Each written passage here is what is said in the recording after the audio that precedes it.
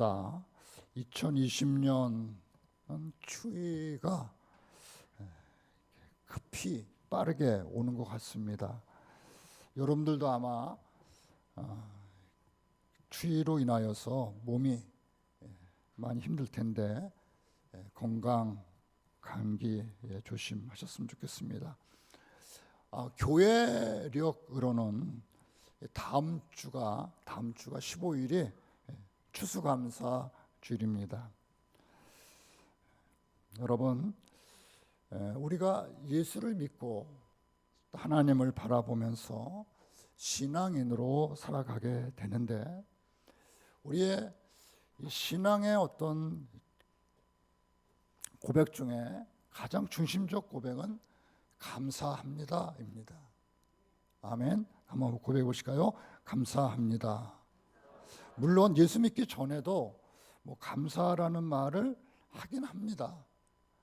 그런데 예수 그리스도를 믿고 나서 우리의 감사는 어찌 보면은 삶의 그 중심, 삶의 소중한 가치, 감사함으로 하루가 시작되고, 감사함으로 하루를 마치고, 감사함으로 사업을 시작하고, 또 안 되고 어려워도 우리가 범사에 감사하라는 말씀 속에서 우리는 감사를 삶의 중심에 두고 사는 성도인 것입니다.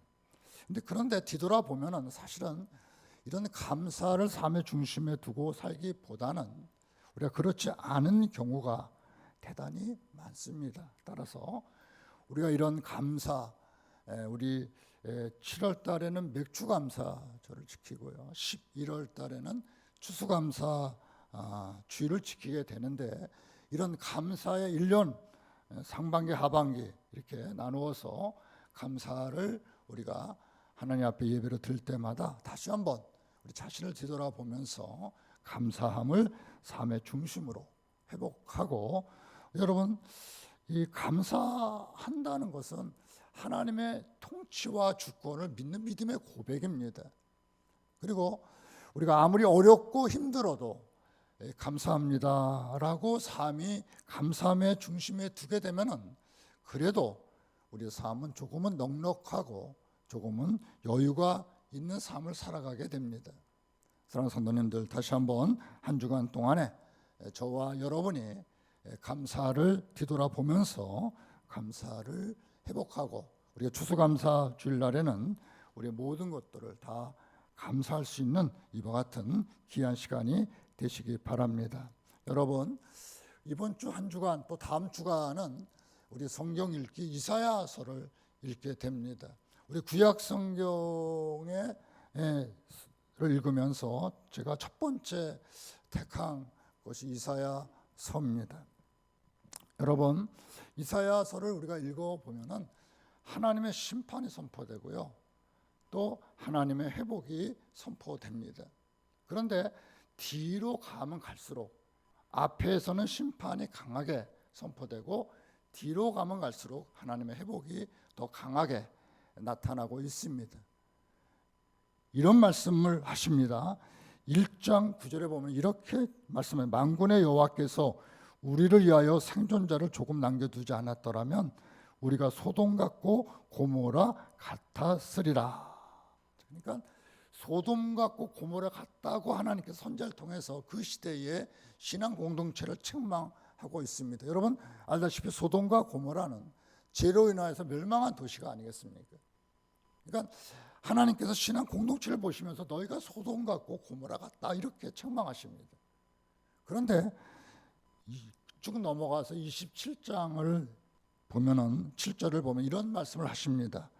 주께서 그 백성을 치셨던들 그 백성을 친 자들을 치신가 같았겠으며, 그러면서 하시는 말씀이 주께서 백성을 적당하게 견책하사 쫓아내실 때에 동풍 부는 날에 폭풍으로 그들을 옮기셨느니라. 이런 말씀. 즉 하나님은 죄에 대해서 진노하시지만은 그것보다 더 큰 은혜로 하나님의 백성을 회복시켜 가신다 하는 말씀입니다. 아멘. 그런 하나님을 우리가 바라볼 때에 여러분 하나님께 우리가 감사해야 되지 않겠습니까?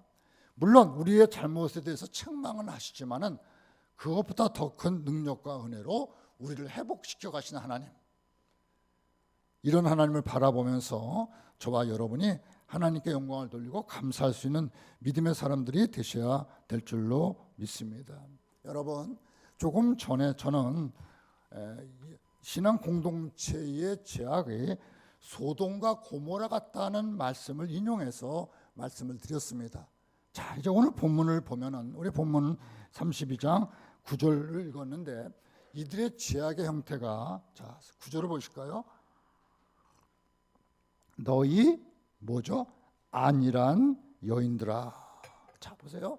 신앙에서 떠나고 자기중심적으로 살아가는 삶의 형태, 신앙을 떠난 삶의 형태의 삶을 살아가는 사람을 향해서 안일한 여인들아, 이렇게 말씀하고 있습니다. 안일하다, 참 너희가 안일하다. 그 다음에 뭐라고 합니까? 10절에 보니까 뭐라고 또 말씀하고 있습니까? 너희 염려 없는 여자들아. 염려. 아니, 여러분, 뭐가 다 돼서 염려가 오는 것이 아니라 신앙이 무너진 상태이기 때문에 염려할 것이 없는, 그러니까 아니라고 염려가 없는, 다시 말해서 소돔과 고모라 같다는 어떤 이런 지역을 오늘 그 구체적인 내용으로 너희가 참으로 안일하다, 너희가 참으로 염려 없다, 염려를 모른다, 이렇게 그들의 삶의 모습을 지적을 하고 있습니다. 여러분, 안일하다는 것은 뭘까요? 쾌락적이고요, 그리고 주저앉아 있다는 겁니다. 그리고 대책이 없다는 것입니다. 우리가 부른 찬송 중에서 세상 북이 안일함과 모든 뭐죠? 명예 버리고 험한 길을 가는 동안 나와 동행하세요, 찬송이거든. 그러니까 이 안일함과 염려 없으면 모든 것이 다 조건이 좋기 때문에 없는 것이 아니라 염려를 하지 못하는 영적인 센스가 무너진 것입니다. 여러분, 우리가 신앙이 무너지면 우리의 삶은 안일해질 수밖에 없고, 신앙이 무너지면 여러분, 하나님께서 원하시는, 하나님께서 기뻐하시는 염려를 하지 못한다는 뜻입니다. 세상 염려는 있겠죠. 뭐 먹을까, 뭐 마실까, 이런 염려 있을지 모르지만 하나님께서 원하시는, 하나님의 어떤 정서를 가지고 하는 염려는 그에게는 없다, 그 말씀인 것입니다. 자, 여러분, 이와 같이 염려가 없는 이들의 삶에 어떤 12절에 보니까 가슴을 치게 될 것이라, 하나님의 심판과 진노로 이와 같이 아니라고 염려가 없는 사는 어떤 시점에서 가슴에 치게 될 것이다, 이렇게 말씀하고 있고, 또한 14절에 보면 궁전이 패한 바 되며 인구 많던 성읍이 적막하며 오벨과 망대가 영원한 구렬이 되며 들나귀가 즐기던 곳과 양떼의 초장이, 이 보니까 폐허거든요. 한마디로 말해서 폐허입니다. 삶이 폐허가 될 것을 우리 하나님께서는 말씀을 하고 있는 것입니다. 삶이 당황스럽고 가슴을 치고 그리고 폐허가 될 것을 말씀을 하고 있습니다. 여러분, 따라서 우리의 삶이 신앙을 잃어버리고 언제인지 모르게 안일하게 되고, 또 하나님께서 하나님을 향한 어떤 센서를 잊어버려서 마치 모든 것이 다 이루어진 것처럼 염려 없는 삶을 우리가 살아가게 될 때에 어느 날 우리에게 이런 일들이 닥친다는 것입니다. 당황하게 되고, 그리고 우리가 하나님 앞에서 가슴을 치게 되고, 우리의 삶의 주요 환경이 폐허가 되어 버리는 이와 같은 일들이 하나님으로부터 반드시 올 것을 예고하고 있는 것입니다. 우리는 어떻게 살아야 됩니까? 여러분, 오늘 하나님 말씀 중에서 특별히 15절을 한번 보시기 바랍니다. 자, 15절 보면은 마침내 뭐죠? 위에서부터 오는 영을 우리에게 부어 주시리니. 자, 이런 우리에게 뭐가 온다는 것입니까? 위에서부터 영을 우리에게 부어 주시리니. 여러분, 우리의 안일함과 염려 없음의 삶의 끝은 여러분 안일한 대로 끝나고 염려 없는 대로 끝난 것이 아니라 이렇게 파괴적이지만 이런 우리가 어떻게 해야 됩니까? 위에서부터 오는 영을 우리에게 부어 주시면 하나님께서 위에서부터 오는 영을, 자, 그러면 위에서부터 오는 영을 부어 준다는 말의 의미가 뭘까요? 자, 우리 다시 한번 본문을 보시기 바랍니다. 자, 9절을 한번 우리에게 보시기 바랍니다. 본문에 돌아오겠습니다. 9절을 보시면 너희 안일한 여인들아, 그 다음에 뭐죠? 일어나. 따라 해보실까요? 일어나. 안일하다는 것은 주저앉아 있다는 것이거든요. 그죠? 주저앉. 그럼 일어나. 그 다음에 뭐죠? 내 목소리를 들을지어다. 내 목소리 누구죠? 하나님 목. 그러니까 위에서부터 하나님의 영이 임하게 되는데 그 임하는 그 어떤 통로와 프로세스 방식은 무엇입니까? 일어나서 누구의 음성을 듣는 것입니까? 하나님의 음성을 듣는 것이란 것입니다. 여러분, 우리의 삶이 안일과 염려 없는 이와 같은 삶의 자리로 나락으로 떨어지게 될 때 우리는 일어나서 그 자리에 일어나서 하나님의 음성을 들으라는 것입니다. 그 하나님의 음성을 통해서 위로부터 오는 하나님의 영이 우리에게 임한다는 것입니다. 여러분들이 예배를 소홀히 여기시면 안 돼요. 우리가 주일날은 일어나서 들으러 가는 날입니다. 뭐를요? 하나님 말씀을. 안일과 우리의 삶 속에 갇혀있던 우리가 그날은 일어나는 날이고 그날은 들으러 가는 날입니다. 그래서 하나님의 음성을 우리가 듣는 것입니다. 여기서 우리는 하나님의 영을 부음받게 된다 하는 것입니다. 안일함은 일어나지 못하는 겁니다. 생활에 눌리고 그 염려 속에 갇혀버리고 자기의 일상 속에 무너지고, 여러분 어떻게 위로부터 오는 영이 그에게 임하는 것입니까? 여기에 내 목소리를 들을지어다. 따라 해보실까요? 일어나 내 목소리를 들을지어다. 반복적으로 9절에 내 말의 귀를 어떻게 해요? 기울일지어다. 그 하나님 말씀에 우리가 귀를 기울이면서 우리는 안일한 새부터 벗어날 수 있다는 것입니다. 저는 부지런히 사는데요, 저는 열심히 사는데요, 저는 뭐 아침에 일찍 일어나서 저는 늦게 누우며 열심히 살고 있습니다. 여러분, 불성실하면 책망한 게 아니에요. 그러는 성실을 중심에 두면서도 하나님을 떠나 충분히 가능하지 않습니까? 여러분, 우리가 이 하나님의 일어나서 하나님께 나와 하나님의 음성을 듣고 그 말에 귀를 기울이면서 우리는 위로부터 오는 하나님의 영을 덧입게 되는 것입니다. 자, 10절을 한번 볼까요? 또 볼까요? 너희 염려 없는 여자들아, 1년 남짓 지나면 너희가 당황하리니. 이게 무슨 얘기입니까? 그냥 뭐 농사 씨를 뿌려놓고 뭘 했는데 1년 지나면 열매가 되겠지 뭐. 열매를 맺기까지 여러분들은 어떤 수고를 거쳐야 되는지 알고 있습니다. 그런데 1년 남짓 지나면 너희가 당황하게 된다는 것입니다. 여러분, 이런 그들이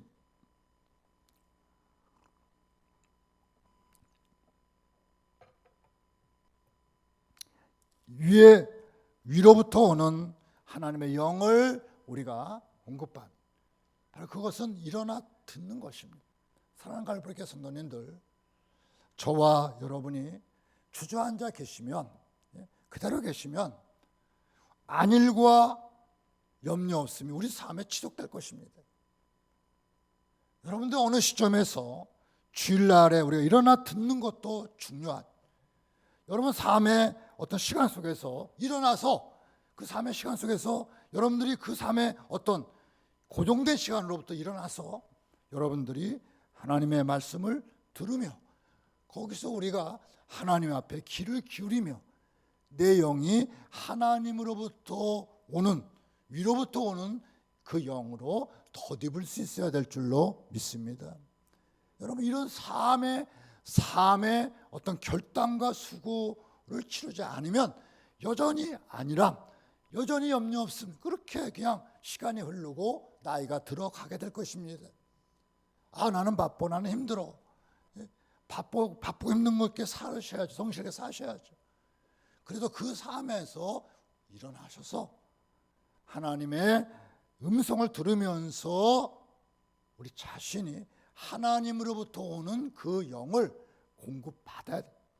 여러분 보세요. 자, 이제 다시 15절에 보시기 바랍니다. 마침내 위에서부터 영을 우리에게 부어주시리니, 그 부어주시게 될 때 여러분, 광야가 아름다운 밭이 되며 아름다운 밭을 숲으로 여기게 되리라. 아멘. 박인주 권사님께서 저희 카톡으로 사진을 하나 보내주셨습니다. 그래서 뭘 보내주셨는가 딱 봤더니 바이든이 30세 상원의원, 최초로 상원의원 됐다. 저는 그걸 봤어요. 아이고, 우리 권사님도 미국 대통령 관심 많으시네. 그리고 그냥 제가 그냥 적었어요. 근데 금요일 날 와서 목사님 보셨어요? 봤죠. 바이든, 저 바이든 보라고 한 게 아니라 하람이가 나와서 황아람 기자가 나온 걸 목사님 보라고 줬는데 목사님은 황아람은 안 보고 이게 뭡니까? 바이든 상원의원 30세 당선, 그것만 보셨네. 권사님은 저에게 황아람을 보여주셨는데 저는 바이든을 봤습니다. 뭐 대단한 게 있는 게 아니에요. 여러분, 사람은요, 보고 싶은 것만 보고요, 듣고 싶은 것만 듣습니다. 권사님은 황아람이 보여서 황아람을 저를 보는데 저는 바이든이 대통령 이걸 봤거든요. 조그만 화면이에요. 뭐 TV 나오는. 이현옥 집사님은 저한테 안 보내주시지만 권사님은 제가 그래서 저는 그 다시 봤어요. 봤더니 정말 하람이더라고요. 아는 애들, 얘 보라고 전 주셨는데 나는 엉뚱한 걸 보고. 여러분, 우리의 관심이, 여러분들이 보고 싶은 것만 보세요.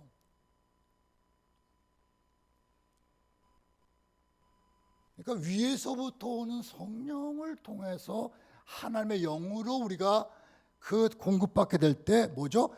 하나님의 마음으로 우리의 상황들을 보게 되고 하나님의 심정으로 오늘을 우리가 판단하게 되는 힘을 갖게 되는 줄로 믿습니다. 우리는 여러분 다 왜곡되어 있습니다. 자기 하는 일, 자기 취향, 자기 욕망, 자기의 처지, 이런 것들 때문에 우리 삶이 다 왜곡되어 있어요. 다 왜곡되어 있습니다. 이런 우리가 다시 한번 하나님의 사람으로 서게 되는 근거는 일어나셔서, 삶의 자리에서 일어나셔서 하나님께서 우리에게 말씀하신 기록된 말씀, 들려주는 말씀을 통하여서 우리가 하나님의 사람으로 다시 서게 되는 바로 그 시간인 것입니다. 그럴 때 우리는 회복된 내 영이 하나님의 마음을 소유하게 되고 하나님의 관점에서 우리는 우리 가정도, 우리 사업도, 자녀 교육도, 그리고 이익과의 관계도 하나님의 마음으로 대처할 수 있는 능력을 갖게 되는 줄로 믿습니다.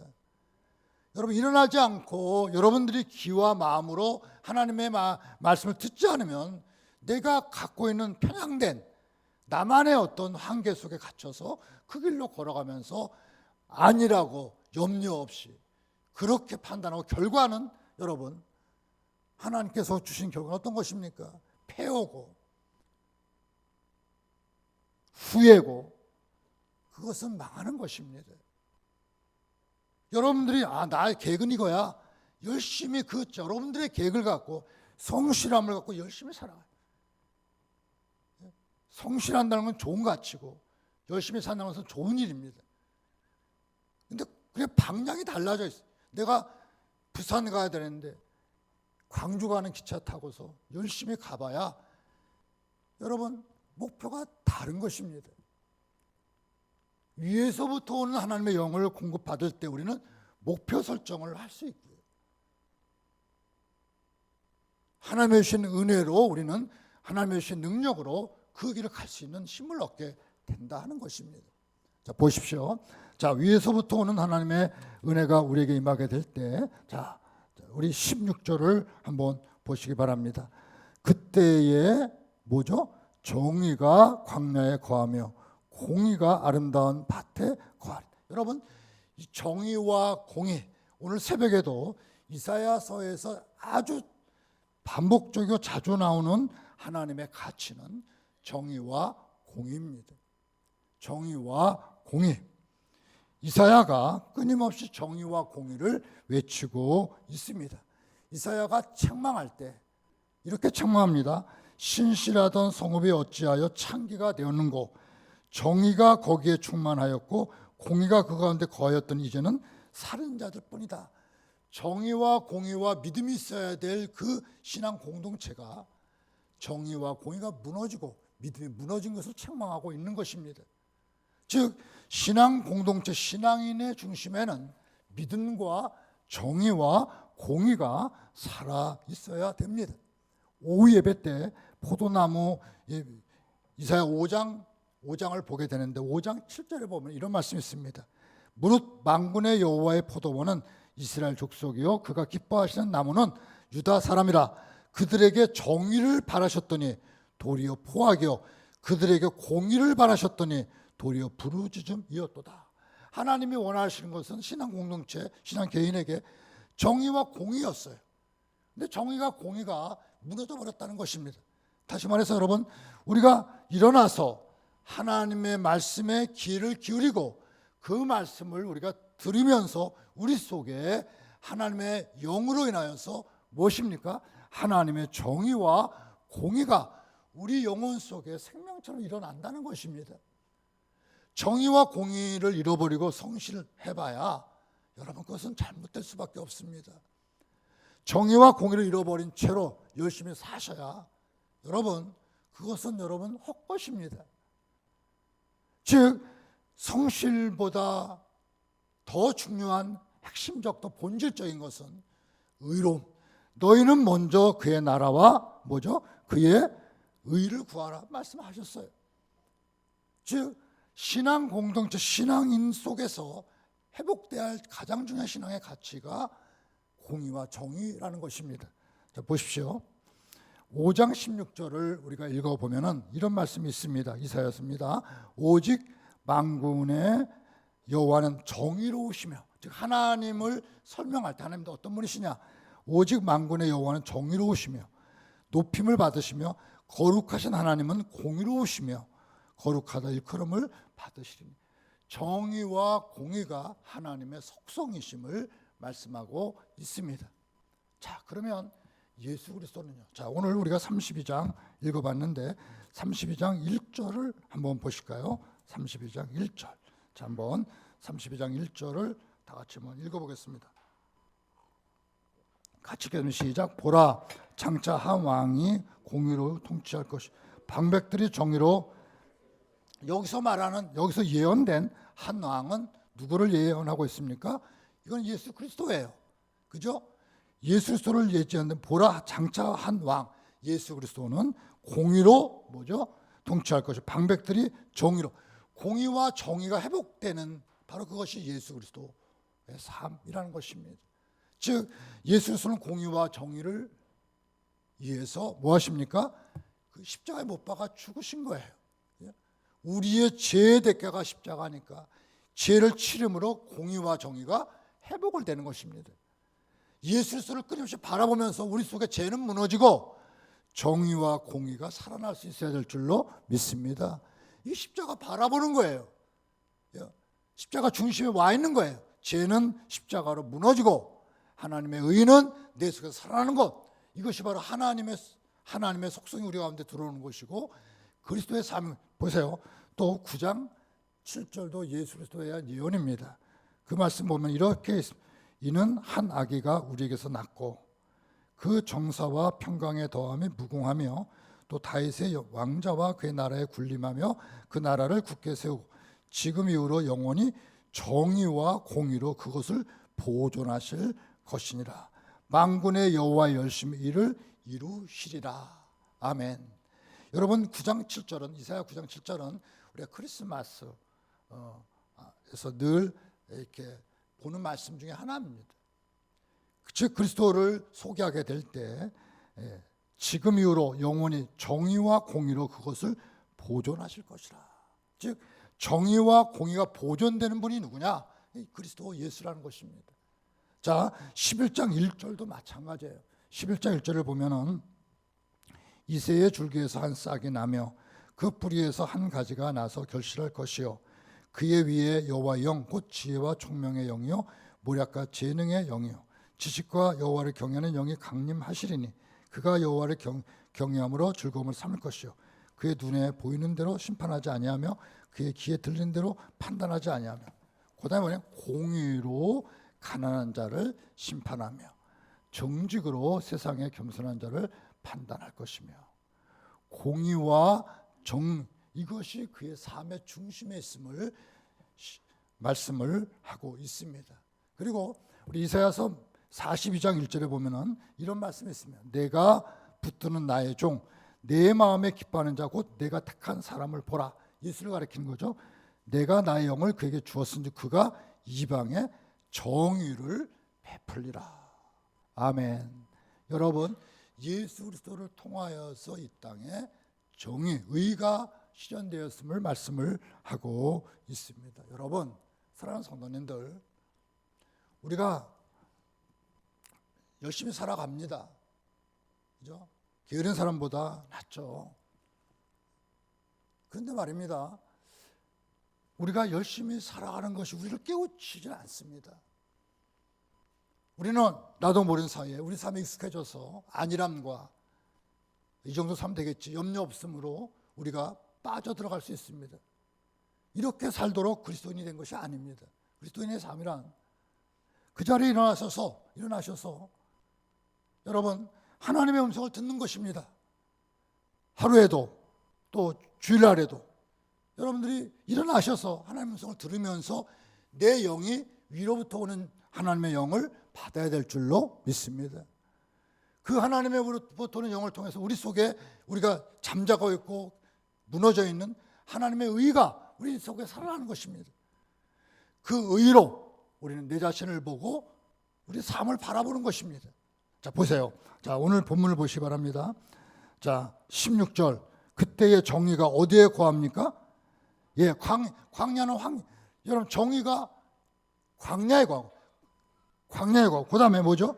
공의가 아름다운 밭. 우리가 일하는 밭에 뭐가 거한다고요? 공의가 의가 거하고 내가 살아갈 어떤 삶의 터전 광야 같은 세상에 뭐가 거하고요? 거기에 정의가 그 다음에 보세요. 공의의 열매는 뭐라고요? 아멘. 여러분 공의의 열매는 뭐라고요? 여러분 성경을 좀 읽으시기 바랍니다. 공의의 열매는 예, 여러분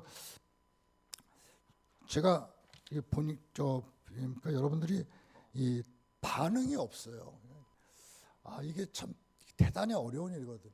제가 어렵다는 얘기가 아니라 우리 인생에 뭔가 이게 탁 하면 확 이렇게 다가오는 게 있어야 변화가 되거든요. 근데 여러분들이 어느 시점에 이 반응이 없다는 것은 여러분 그대로 산다는 얘기입니다. 그냥 어제 살았던 거 오늘 그냥 살아.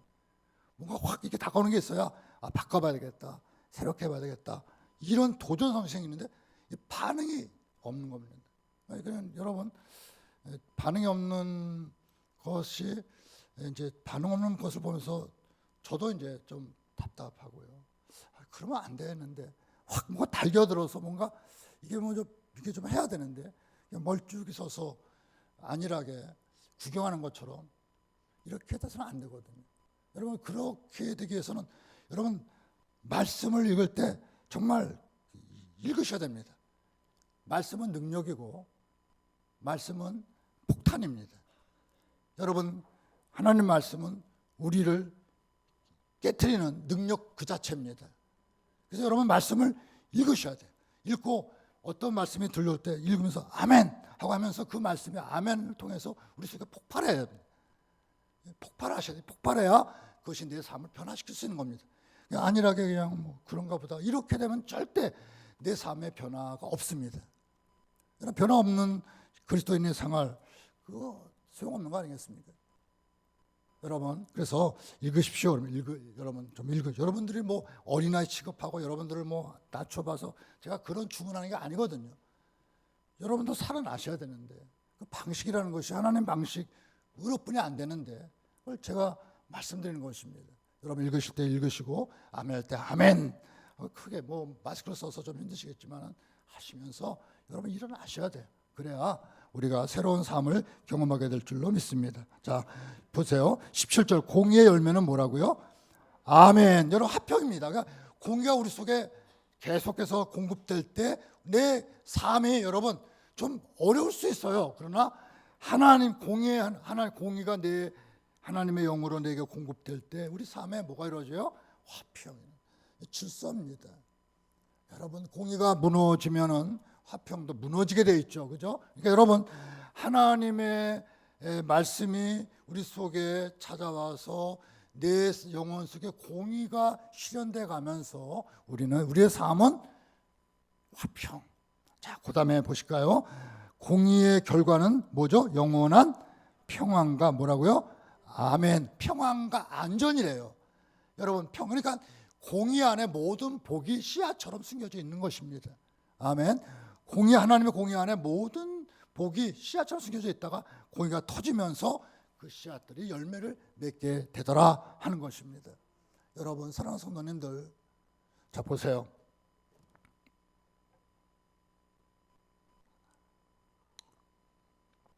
내 백성이 화평한 집과 안전한 거처와 조용히 쉬는 곳에 있으려니와.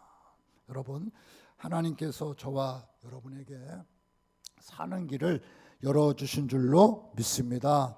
여러분 하나님은 우리를 제일 책망하시면 우리의 책망을 파괴시켜서 책망한 거 아닙니다. 우리를 회복시키기 위해서 책망의 도구를 사용하십니다. 그죠? 우리가 자녀를 양육할 때 애를 죽으라고 때리는 사람 없잖아요. 회복시키기 위해서 우리가 그 책망을 사용하십니다. 우리는 그 책망을 통해서 다시 회복되는 은혜를 저와 여러분이 경험할 수 있어야 될 줄로 믿습니다. 여러분 누구나 저와 여러분의 이 안일함과 염려 없음 이런 속에 갇힐 수 있습니다. 그런데 우리는 하나님의 음성을 일어나서 들으면서 기울이며 들으면서 내 영혼이 다시 새롭게 살아나야 될 줄로 믿습니다. 그 하나님의 은혜로 말미암아 내 영혼 속에 하나님의 공의와 정의, 의가 우리 속에 이루어지는 가운데 우리가 우리의 삶을 살아내게 될 때 그 결실은 대단히 크다, 대단히 높다, 대단히 많다. 이 사실을 오늘 이 말씀은 우리에게 주고 있는 것입니다. 사랑하는 성도님들, 우리는 지금까지 어찌 보면 안일함에 길들여져서 염려 없음에 길들여져서 그냥 그대로 살아왔는지도 모르겠습니다. 다시 한번 우리 모두가 일어나셔서 하나님 말씀에 귀를 기울이고 그 말씀에 우리 마음을 쏟으면서 하나님이 기뻐하는 건 나도 기뻐하고 초점을 맞추어서 그래서 그것이 회복되고 나서 성실함으로 인내함으로 그리고 감사함으로 우리의 삶을 살아낼 수 있는 우리 자녀들이 되셔야 될 줄로 믿습니다. 사랑하는 성도님들, 우리는 하나님의 사람입니다. 살아날 동안에 하나님의 사람으로 하나님의 음성을 들으면서 하나님으로 인하여 회복을 경험하고 그 은혜 가운데 열매 맺으며 살아가는 믿음 있는 백성들 되시기를 주님의 이름으로 간절히 축원합니다. 아멘.